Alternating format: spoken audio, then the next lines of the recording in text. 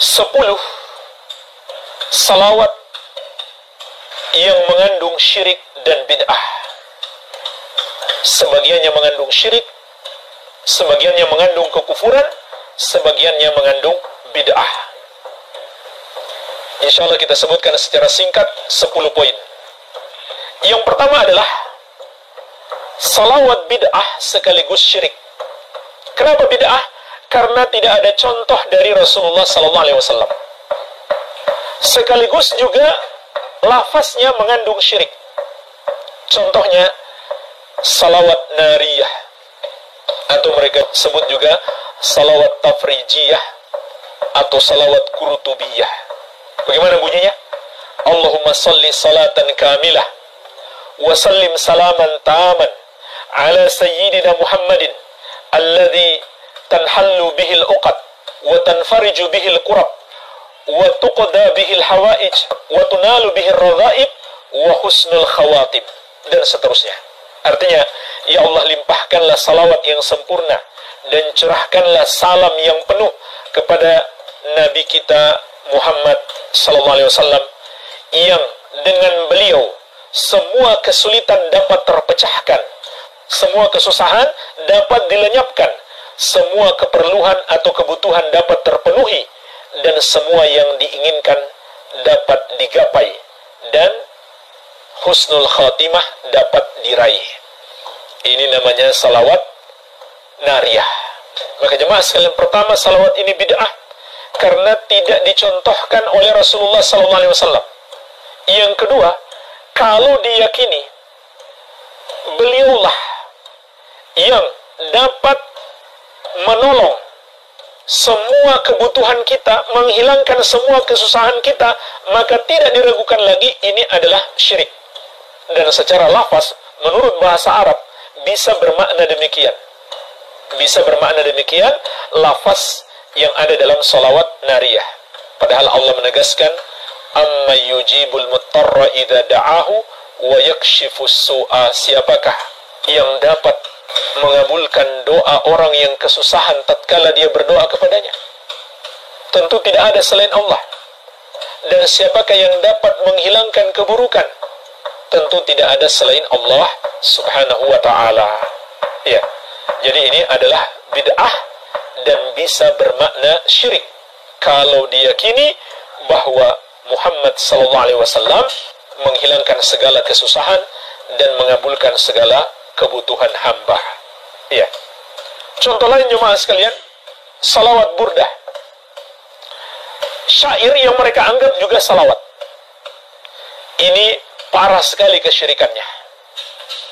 Al-Busiri, penulis syair burdah, sekaligus mereka sebut salawat burdah, berkata, ya akramal khalqi maliman aludhu bihi siwab inda huduthil hadithil amim.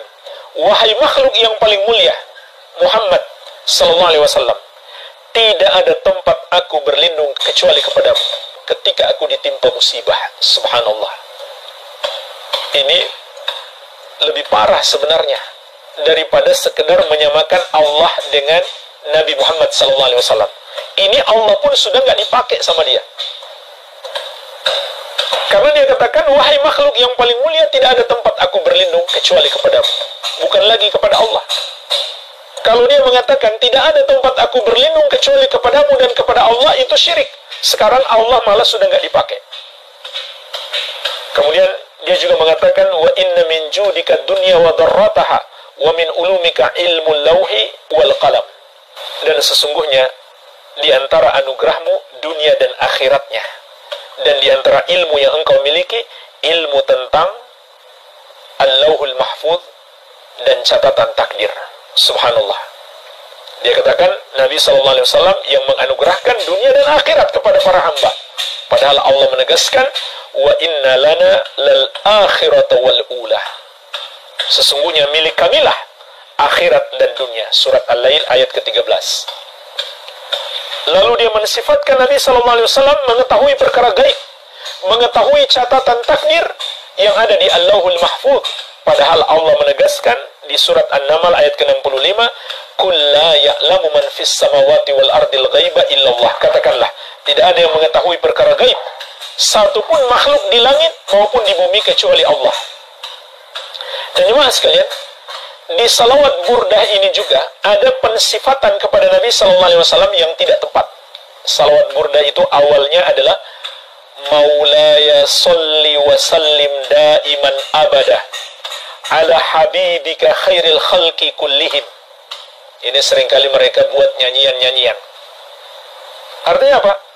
Ya Allah, curahkanlah salawat dan salam terus-menerus selama-lamanya kepada habibika, habibmu, kecintaanmu, sebaik-baik makhluk seluruhnya.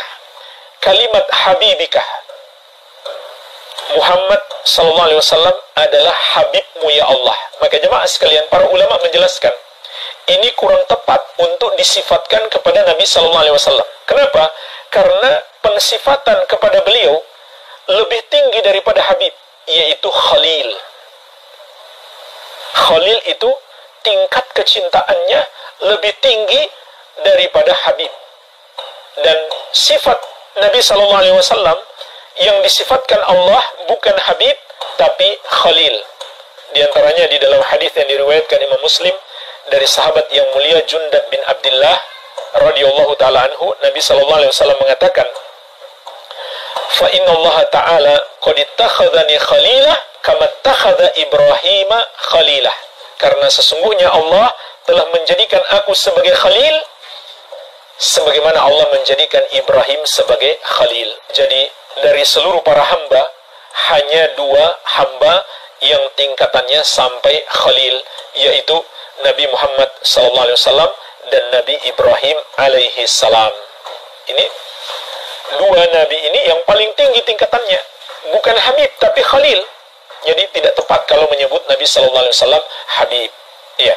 Oleh karena itu, Nabi tidak boleh menjadikan makhluk sebagai khalil, cukup sebagai habib saja. Sebagaimana dalam lanjutan hadis, "Walau kuntu muttakhidan min ummati khalila, lattakhadtu Abu Bakrin khalilah."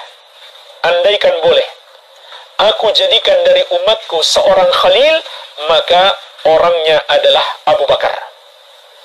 Orangnya adalah Abu Bakar As-Siddiq radhiyallahu anhu. Tapi tidak boleh. Jadi khalil itu kecintaan yang tertinggi. Maka kita sebagai hamba yang paling kita cintai hanya boleh Allah Subhanahu wa ta'ala. Baik. Ini jemaah sekalian yang pertama. Yang kedua, salawat yang bid'ah sekaligus mengandung kekufuran dan berdusta atas nama Rasulullah SAW. Contohnya apa? Sangat banyak. Di antaranya salawat Fatih yang dibuat-buat oleh At-Tijani, lalu dinisbatkan kepadanya tarekat Tijaniyah, salah satu golongan sufi ekstrim. Salawat yang mengandung kekufuran. Di mana mengandung kekufuran? Yaitu ketika At-Tijani yang membuat salawat itu menjelaskan keutamaannya. Apa dia bilang? 1 kali membacanya menyamai membaca Al-Quran 6 kali. Bayangkan jemaah sekalian. Kata At-Tijani, pendiri tarekat Tijaniyah, Sufia ekstrim, 1 kali membaca salawat Al-Fatih senilai membaca Al-Quran 30 juz 6 kali. Ini kufur, menyamakan ucapan makhluk dan ucapan Allah Subhanahu wa ta'ala. Ini adalah kekufuran. Bahkan bukan hanya menyamakan, dia menganggap ucapan makhluk lebih baik daripada ucapan Allah Azza wa Jalla. Dan ini dia sandarkan kepada Nabi SAW secara dusta. Dia berdusta atas nama Nabi SAW. Tidak ada hadis sama sekali. Dia mengklaim menerima melalui riwayat atau jalur khusus kepada Nabi Muhammad SAW. Dia berkata, kemudian beliau SAW mengabarkan kepadaku untuk kedua kalinya bahwa 1 kali membacanya menyamai setiap tasbih yang terdapat di alam ini, dari setiap zikir, dari setiap doa yang kecil maupun besar, dan dari Al-Quran 6.000 kali. Na'udzubillah. Salawat Fatih, dia katakan, Nabi Muhammad SAW mengabarkan kepadaku pada akhirnya menjadi lebih afdal dari Al-Quran sebanyak 6.000 kali. Ini kan khayalan. dan kedustaan atas nama Nabi Muhammad sallallahu alaihi wasallam, dan kekufuran. Bagaimana bisa ucapan kita bersalawat kepada Nabi sallallahu alaihi wasallam lebih baik daripada Al-Qur'an kalamullahi azza wa jalla? Ini jelas kekufuran dan kedustaan atas nama Nabi Muhammad sallallahu alaihi wasallam, karena dia klaim itu hadis Nabi sallallahu alaihi wasallam, padahal tidak ada satupun sanad yang sahih, bahkan yang dhaif sekalipun tidak ada. Ya.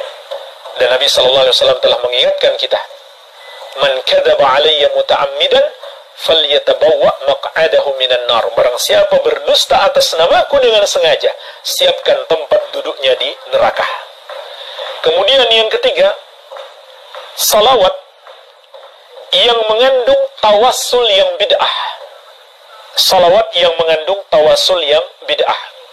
Contohnya gimana? Salawat Badar. Salatullah salamullah ala toha rasulillah. Salatullah salamullah ala Yasin habibillah. Perhatikan jemaah sekalian, Toha dan Yasin mereka anggap juga nama Nabi Muhammad SAW, padahal tidak ada dalil sahih. Tidak ada dalil sahih yang kami ketahui tentang Toha dan Yasin sebagai nama bagi Nabi Muhammad SAW. Juga di sini sama dengan salawat Burdah tadi, mensifatkan Nabi SAW dengan Habib, Habibullah. Ini tidak tepat, harusnya Khalilullah. Kemudian lanjutannya, tawassalna bi bismillah wa bil hadi rasulillah. Perhatikan, ini dua kalimat. Yang pertama betul, yang kedua bid'ah. Tawassalna bi bismillah, kami bertawassul dengan menyebut nama Allah. Ini betul. Yang kedua, wa bil hadi rasulillah, kami bertawassul dengan al-hadi, yaitu Muhammad Rasulillahi sallallahu alaihi wasallam. Ini adalah tawassul yang bid'ah, tidak diajarkan oleh Nabi sallallahu alaihi wasallam. Bahkan wa kulli mujahidin lillah bi ahlil badri ya Allah. Kita bertawassul juga dengan setiap mujahid di jalan Allah, yaitu ahlil badar, para sahabat peserta perang Badar. Jadi dia bertawassul dengan Nabi sallallahu alaihi wasallam dan para sahabat. Ini tawassul yang bid'ah, tidak ada contohnya dari Nabi sallallahu alaihi wasallam. Ya. Begitu pula dalam salawat burdah tadi ada lafaz di dalamnya. Ya, salawat burdah itu panjang. Nah, di antara lafaznya adalah Ya Rabbi bil Mustafa balligh maqasidana. Wahai Rabb, dengan Al-Mustafa, yaitu dengan Nabi sallallahu alaihi wasallam, sampaikan kami kepada maksud-maksud kami. Jadi bertawassul dengan Al-Mustafa Nabi sallallahu alaihi wasallam. Ini pertama salawat yang bid'ah, tidak ada contoh dari Nabi sallallahu alaihi wasallam. Yang kedua juga tawassul yang bid'ah karena tidak ada contoh dari Nabi sallallahu alaihi wasallam, dan beliau mengingatkan, man amila amalan laisa alaihi amruna fahuwa raddun. Siapa yang melakukan satu amalan tidak ada padanya petunjuk dari kami, amalan tersebut tertolak. Kemudian yang keempat, termasuk bid'ah dalam salawat adalah menentukan jumlah khusus yang tidak ditentukan oleh Nabi sallallahu alaihi wasallam. Betul, kita dianjurkan memperbanyak salawat, tapi jangan kita batasi jumlah khusus. Misalkan 100 kali, 1000 kali, dan termasuk salawat nariyah, mereka anjurkan dibaca 4444 kali. Jadi menghitungnya saja saya rasa susah sekali, dan syariat tidak ada yang menyusahkan kita. Ini menurut mereka ada anjuran membaca salawat nariyah yang kita sebutkan di awal tadi sebanyak 4444 kali. Dari mana ketentuan jumlah itu? Mereka buat-buat sendiri. Maka itu adalah termasuk bid'ah, mengada-ada di dalam agama. Tidak ada contoh dari Nabi SAW, dan beliau telah mengingatkan, kullu bid'atin dhalalah, setiap bid'ah itu sesat, wa kullu dhalalatin finnar, setiap yang sesat tempatnya di neraka. Tapi mereka mentakwil-takwil hadis ini, hadis yang sudah jelas semua bid'ah itu sesat, tapi mereka takwil-takwil lagi sampai akhirnya jadi ada bid'ah hasanah. Subhanallah. Kemudian yang kelima, meyakini keutamaan khusus. Meyakini keutamaan khusus. Seperti jemaah sekalian, mereka yakini membaca salawat nariyah tadi sebanyak 4444 kali, maka semua permintaan akan dikabulkan. Dari mana keutamaan khusus seperti ini? Mereka buat-buat sendiri, tidak ada dalilnya. maka meyakini ada keutamaan khusus tanpa ada dalilnya, ini adalah termasuk keyakinan yang bid'ah. Begitu pula salawat fatih tadi, itu keutamaannya sangat banyak menurut mereka. Terbebas dari berbagai macam kesulitan di dunia dan di akhirat, dibaca ribuan kali dan seterusnya. Ya, ada jumlah-jumlah khusus dengan keutamaan-keutamaan khusus. Dan keutamaan-keutamaan khusus itu pun dengan jumlah-jumlah khusus, seperti mereka mengatakan membaca salawat al-fatih 100 kali pada malam Jumat, maka dosa selama 400 tahun terhapus. Intinya mengada-ada dalam agama, keyakinan-keyakinan yang batil yang tidak berdasarkan dalil. Yang keenam, menentukan waktu khusus tanpa ditentukan oleh dalil. Seperti hari-hari khusus, hari Senin misalkan atau hari Kamis, maka kita diperintahkan memperbanyak salawat. Silahkan memperbanyak salawat kapan saja. Tidak boleh kita mengatakan kalau masuk hari Senin misalkan kita perbanyak salawat. Tidak, kapan saja kita perbanyak salawat. Tapi kalau kita katakan jika masuk hari Jumat kita perbanyak salawat, boleh. Kenapa? Ada dalilnya. Karena ada dalilnya. Sedangkan hari Senin atau Kamis dan lain-lain tidak ada dalilnya. Yang ketujuh, menentukan tempat khusus tanpa dalil. Jadi ada tempat-tempat khusus yang kita sebutkan tadi dianjurkan dalam dalil, seperti ketika memasuki masjid dan keluar dari masjid. Ketika di Masjid Nabawi lebih dianjurkan lagi. Kalau kita menentukan ada tempat khusus, jika kita sampai di situ hendaklah kita perbanyak salawat, padahal tidak ada dalil yang menjelaskan, maka itu adalah termasuk bid'ah. Iya, termasuk menentukan keadaan-keadaan khusus, menganjurkan salawat padanya yang tidak dianjurkan di dalam syariat, atau menambah-nambah lafaz yang tidak dianjurkan dalam syariat, seperti ketika adzan menambah kumandang salawat, maka ini termasuk bid'ah. Salawat itu bagus, disyariatkan, tapi ketika adzan jangan kita tambah kumandang salawat. Bersalawat setelah adzan itu disyariatkan, tetapi menambah kumandang adzan dengan salawat itu adalah termasuk bid'ah. Ya. Oleh karena itu jemaah sekalian, para sahabat melarang apa yang sudah ditentukan lafaznya dari Nabi SAW, lalu kita tambah-tambahi lagi.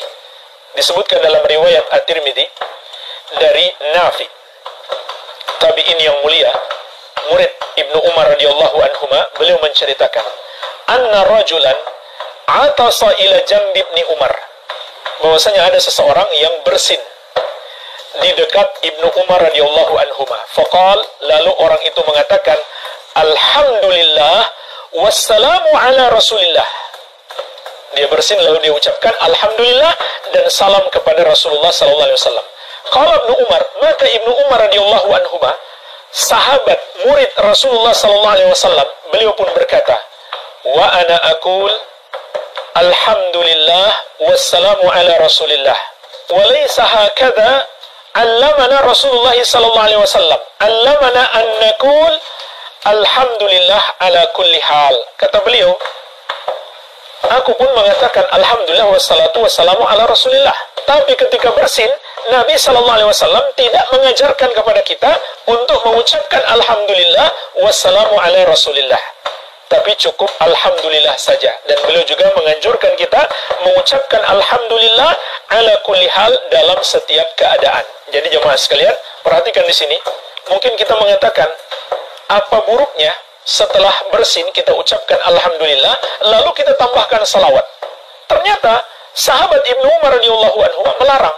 Dengan alasan apa? Nabi SAW nggak mengajarkan seperti itu. Yang beliau ajarkan hanyalah mengucapkan alhamdulillah saja. Jika lafaz-lafaz itu sudah ditetapkan dalam syariat dan tidak ada padanya salawat, jangan kita tambahkan salawat. Kemudian yang ke-8, bersalawat sambil bernyanyi-nyanyi. Ini termasuk bid'ah mengada-ada dalam agama, tidak ada contoh dari Rasulullah SAW, tidak pula dari para sahabat radhiyallahu taala anhum ajmain. Kemudian yang ke-9, salawat diiringi musik. Ini lebih parah lagi.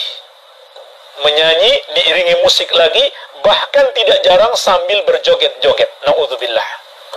Ini bisa jadi jemaah sekalian termasuk penghinaan kepada syariat Islam, kepada ibadah salawat kepada Nabi SAW. Kenapa? Karena musik itu sendiri adalah maksiat. Bagaimana mungkin seseorang beribadah kepada Allah sambil berbuat maksiat? Musik itu maksiat berdasarkan kesepakatan ulama 4 madhab, berdasarkan hadis-hadis yang sahih. Di antaranya Rasulullah SAW menegaskan, la yakunanna aqwamun min ummati yastahilluna al-hira wal harira wal khamra wal ma'azif. Akan ada nanti segolongan dari umatku yang menghalalkan zina, sutra bagi laki-laki, khamar, dan alat-alat musik. Alat-alat musik hukumnya haram. Tegas Nabi SAW mengatakan, bagaimana mungkin digunakan ketika bersalawat kepada Nabi SAW. Ini secara tidak langsung adalah penghinaan. Maka hati-hatilah. Kemudian yang ke-10, bersalawat dengan suara keras atau sambil berjamaah, mengucapkannya secara berjamaah. Jemaah sekalian, pada dasarnya berdoa itu dianjurkan untuk dipelankan, bukan dikeraskan. Nabi SAW mengatakan, irba'u anfusakum innakum la tad'una asamma wala ghaibah. Sayangi diri kalian, sesungguhnya kalian tidak sedang berdoa kepada yang tuli lagi gaib, yang tidak ada, yang jauh. Sesungguhnya kalian sedang berdoa kepada Allah yang maha mendengar lagi maha dekat. Jadi kenapa harus dikeras-keraskan bacaannya?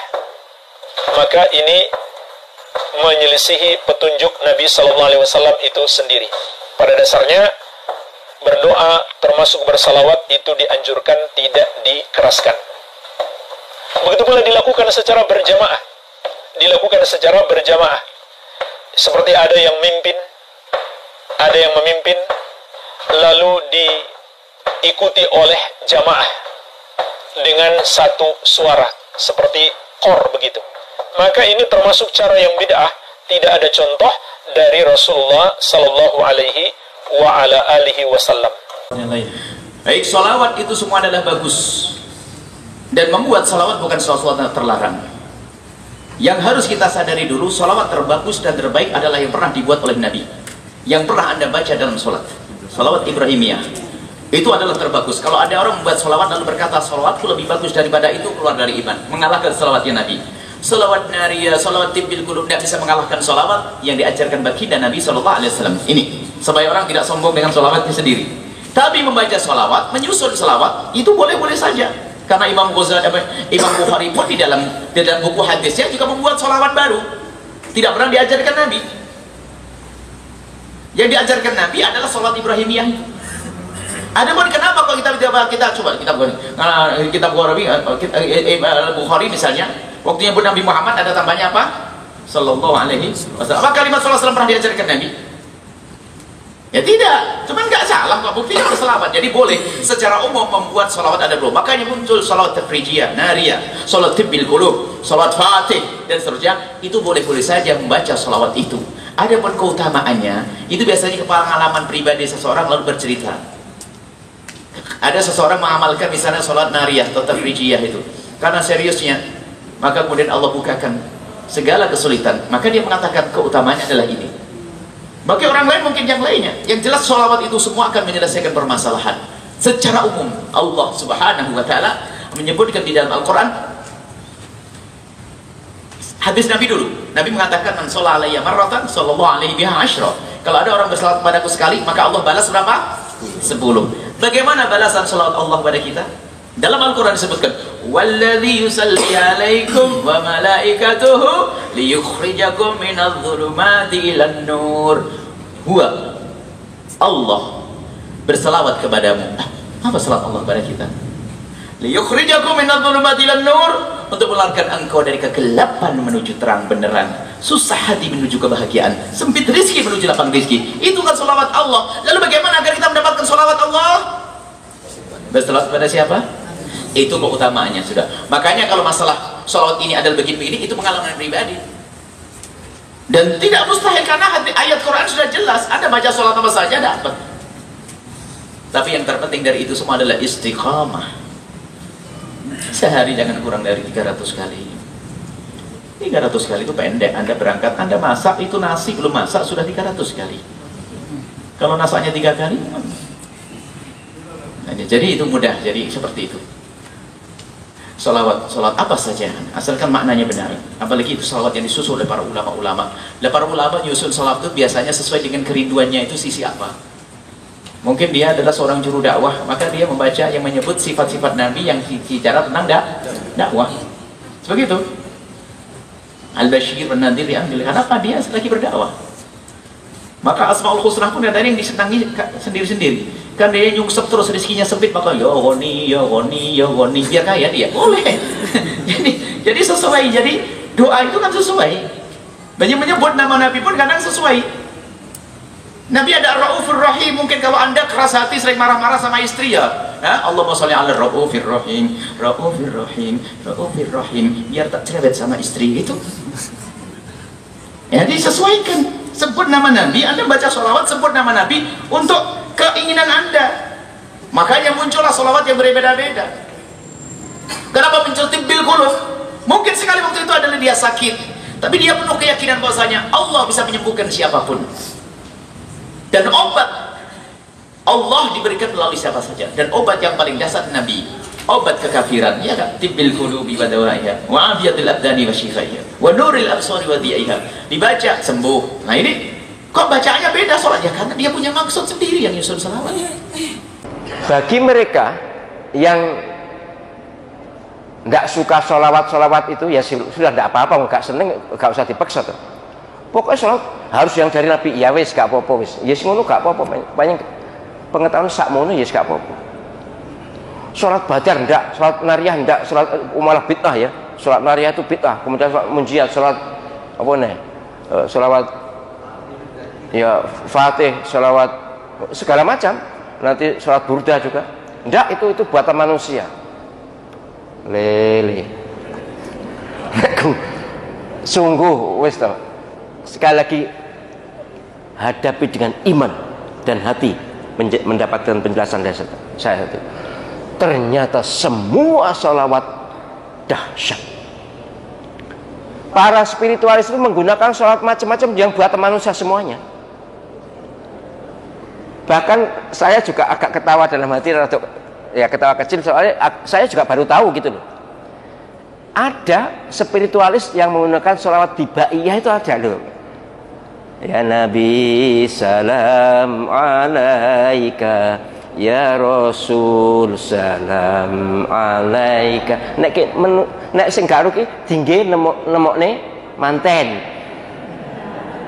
Kenang-kenangan masa lalu. Dikembang mayangi. Salat Al-Barzanji itu loh ya. Macam-macam itu banyak di sana sholawat-sholawat namanya madah, pujian dan berisi sholawat untuk Nabi sallallahu alaihi wasallam. Ada sholawat ashil, ada sholawat tibbil qulub, macam-macam. Ternyata semuanya itu dahsyat untuk melawan segala macam spiritual hitam loh ya, maksudnya segala macam dukun wis ngono. Dukun itu semua takut sholawat. Walaupun dilakokne kan koyo gak ndonga to, dilakokne koyo nyanyian koyo apa? Ya. Kan gitu tuh. Maulaya sholli wa sallim daiman abada ala habibika khairil khalqi kullihim. Kan koyo ya koyo dolanan kamane, koyo lagu-lagu koyo ya kesenian lah. Ternyata itu ditakuti oleh setan.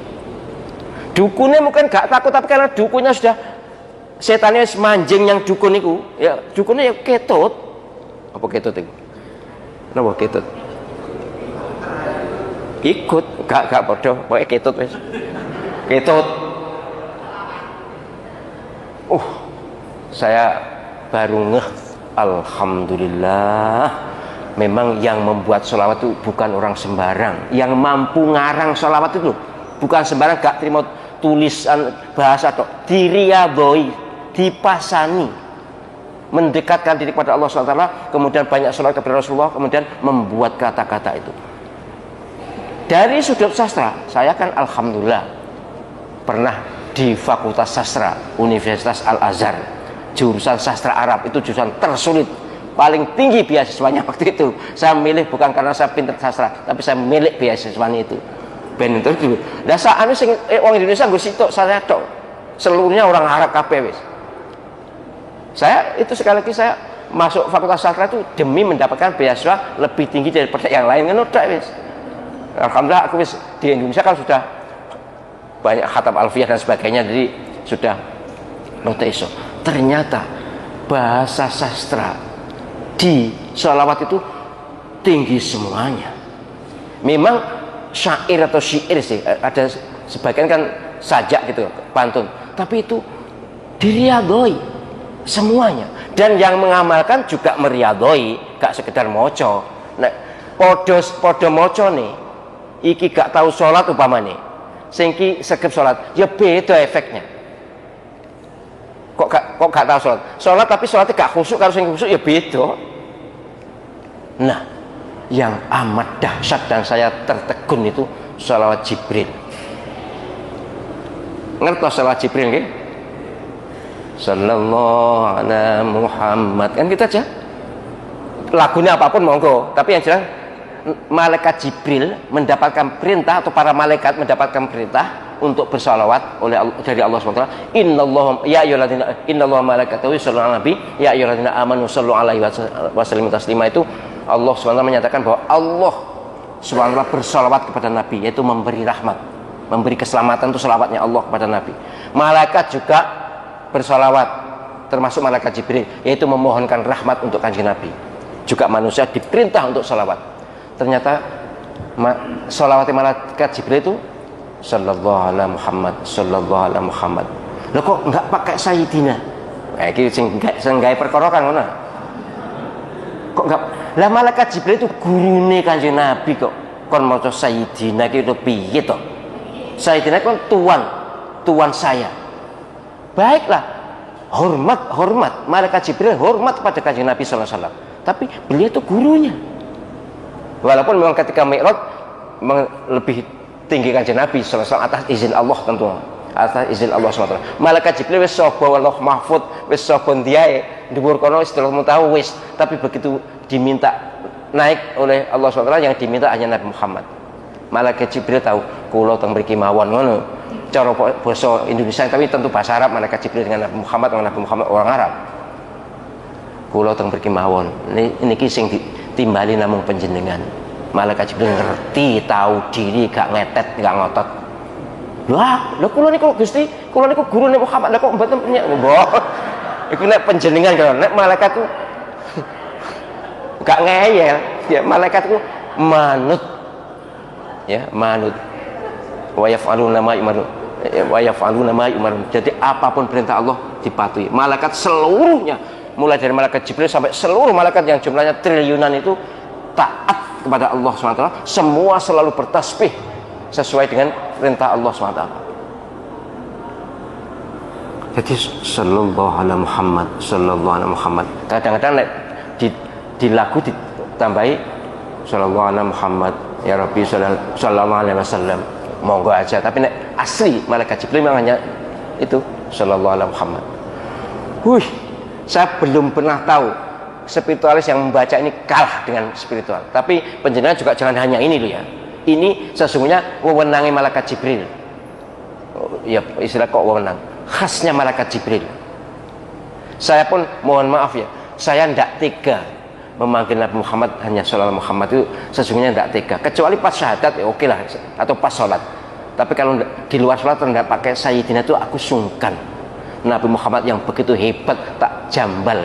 Fan alfan, ngono piye ya? Iku murid saya ini. Fan alfan. Tersinggung, kalau muni mboten par hati ini jelas tersinggung. Aku lho wis gede, aku lho ustaz, mosok celok alfan. Mesti ngono atine. Tapi walaupun munine mboten ustaz, mboten. Ini luar biasa. Mas Alfan ini menyusun buku judulnya Dahsyatnya Sholawat. Ada berapa sholawat itu Mas? Lah ya banyak piro. Ya cuma hitungan mari ngene tak takoki. Nulis sholawat jek sing nulis kok lali jumlah iki lho. Piye to? Tidak apa-apa, memang baru bukunya baru terbit Mas ya, baru terbit. Nanti kalau saya harapkan semuanya ini juga beli aja njaluk ya. Woi konco akrab njaluk Kak. Enggak lah, justru akrab membeli lebih mahal. Harganya berapa Mas? Harganya berapa kalau dijual tuh?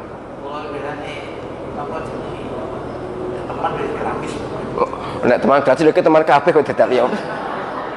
Enggak, ya tapi terserah lah.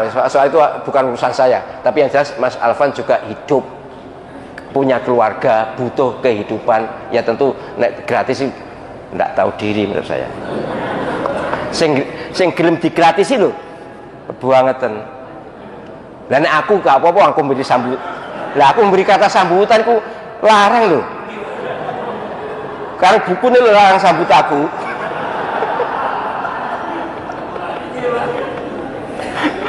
Ya gampangnya ngono, tapi ya wis gini lah. Saya hanya ingin mengatakan bahwa ternyata sholawat itu walaupun gubahan para ulama tapi dahsyat. Mengapa dahsyat? Ya karena sholawat satu, yang kedua membuatnya tidak main-main, tidak sekedar nulis bahasa Arab pun tidak, diriyadhoi. Dan mereka adalah orang-orang bersih dosa. Jadi penjenengan baca sholat manapun monggo, tapi nek sholawat di sholat memang ya sholat Nabi itu sholat Muhammadiyah dan sholawat Ibrahimiyah. Enten sholat Muhammadiyah berarti MD nih? Oh bukan, sholat Muhammadiyah sholatnya Nabi Muhammad SAW, yaitu Allahumma sholli ala Muhammad itu.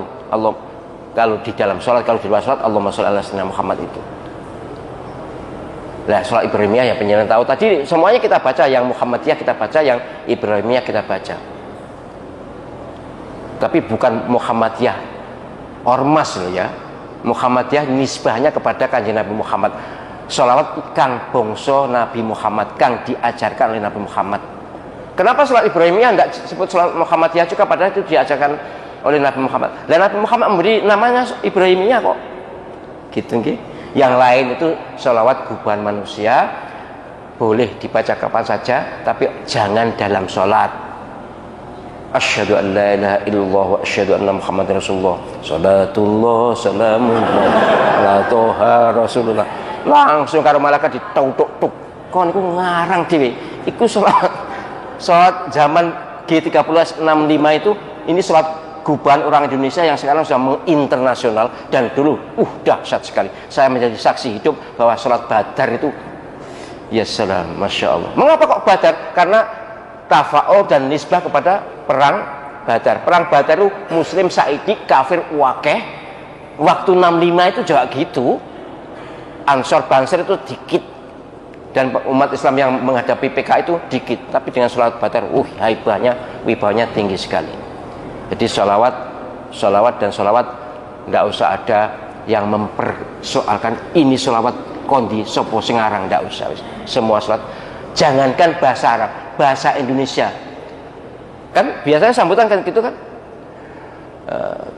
Kita bersyukur kepada Allah SWT bahwa kita bisa berkumpul di sini. Shalawat salam moga-moga kepada kanjeng Nabi, shalawat salam untuk Nabi, dan seterusnya kan bahasa Indonesia itu ya shalawat. Tapi nek tinggi donga kira-kira gak mandi iku. Nek tinggi donga tesih nggih menyegah bangsa lembut itu ya paling lembute ngarang dhewe. Wong kon poso gak tahu. Poso sunat maksud saya. Poso Syawal ora. Pamane lho ya, pamane. Jadi ini sholawat itu dahsyat sekali.